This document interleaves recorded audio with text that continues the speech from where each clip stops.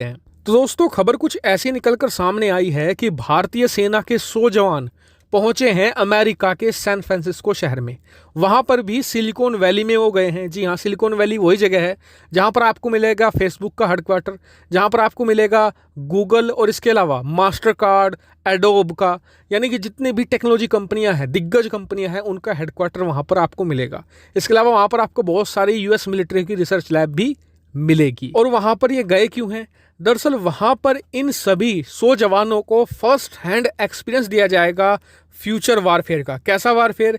दरअसल इन्हें बताया जाएगा कि जो भविष्य में युद्ध होंगे उन्हें कैसे काउंटर करना है, जैसे कि how to counter cyber warfare. इसके अलावा आर्टिफिशियल इंटेलिजेंस कैसे आने वाले भविष्य के युद्धों में महत्वपूर्ण भूमिका अदा करेंगे, उनको कैसे काउंटर करना है, क्योंकि अमेरिका दुनिया का एकमात्र देश है जिसके पास ये एक्सपीरियंस है कि भविष्य में जो युद्ध होंगे, जैसे कि साइबर वारफेयर, इसके अलावा आर्टिफिशियल इंटेलिजेंस का, इन सभी को काउंटर करना और इनको बनाने की उसके पास बहुत ही बढ़िया एक्सपीरियंस है। ऐसे में अमेरिका अपना ये एक्सपीरियंस भारतीय सैनिकों के साथ शेयर करेगा। और यकीन मानिए, ये बहुत ही ज़्यादा सीक्रेटिव और खुफिया टेक्नोलॉजी है। अमेरिका इसके बारे में ओपनली ढंग से बात भी नहीं करता, जबकि भारतीय सैनिकों को इसका फर्स्ट इन हैंड एक्सपीरियंस दिया जाएगा, ताकि भविष्य में अगर चीन भारत पर साइबर अटैक करता है, साइबर वॉरफेयर करता है, या फिर आर्टिफिशियल इंटेलिजेंस से भारत पर हमले की कोशिश करता है, तो भारतीय जवान बड़ी आसानी से इसे काउंटर कर जाएं। ये कितना ज़्यादा इंपॉर्टेंट है तो मैं आपको समझाता हूँ। मान लीजिए कल को भारत और चीन के बीच में युद्ध हो जाए, तो चीन ऐसा नहीं कि शुरुआत में मिसाइलें दागना शुरू कर देगा, गोलियां चला देगा। जी नहीं, वो पहले भारत को घुटनों पर लाने की कोशिश करेगा।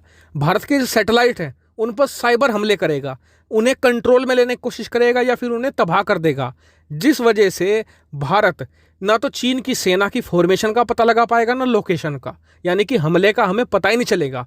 दूसरा काम करेगा, भारत का जो पावर ग्रिड है उस पर हमले की कोशिश करेगा, ताकि बिजली ही पूरे देश की चली जाए। हाल ही में ऐसा हुआ था, पिछले साल मुंबई में साइबर अटैक की वजह से ही कुछ घंटों के लिए बिजली चली गई थी।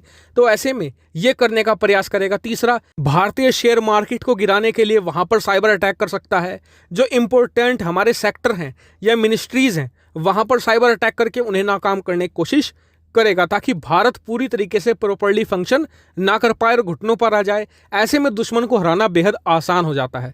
तो अमेरिका एक तरीके से भारतीय सैनिकों को इसी की ट्रेनिंग दे रहा है कि इस तरीके के साइबर वॉरफेयर में कैसे रिएक्ट करें, कैसे काउंटर करें, और फिर चीन पर इससे भी जबरदस्त हमला बोलकर उसे घुटनों पर ले आए। तो ये ट्रेनिंग दे रहा है और अमेरिका को इसमें महारत हासिल है। हाल ही में, अब से 3 दिन पहले मैंने आपको बताया था कि साइबर सिक्योरिटी रैंकिंग के मामले में अमेरिका नंबर 1 है पूरे वर्ल्ड में। भारत को भी इसमें नंबर 10 स्थान दिया गया था। पहले भारत इसमें 47वें स्थान पर था, चीन 37 स्थान पर था, लेकिन भारत नंबर 10 पर पहुंच गया और चीन 37 का 37 पर रह गया। ऐसे में भारत की साइबर सिक्योरिटी तेजी से बढ़ रही है। उसका सबसे बड़ा कारण है अमेरिका, क्योंकि अमेरिका साइबर वॉरफेयर और आर्टिफिशियल इंटेलिजेंस के मामले में लगातार भारत के साथ कोऑपरेशन कर रहा है और भारत को मजबूत बना रहा है। वहीं चीन, उसके लिए तो ये और भी ज्यादा दर्दनाक है। क्यों? क्योंकि भारत ऑलरेडी साइबर शक्ति के मामले में चीन से बहुत आगे है। चीन 37वें पर है, हम 10वें पर हैं। आने वाले 1 साल के अंदर जिस हिसाब से अमेरिका भारत को चीजें प्रोवाइड करा रहा है, भारत टॉप 5 साइबर महाशक्तियों में शामिल हो जाएगा 1 साल के अंदर, और चीन 37वें स्थान पर ही अटका रह जाएगा, क्योंकि चीन को आज की तारीख में कोई भी साइबर असिस्टेंट प्रोवाइड करने को तैयार नहीं है।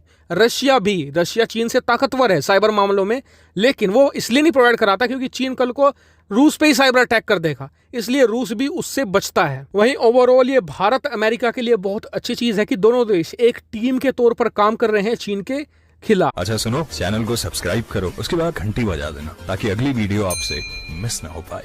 Thank you.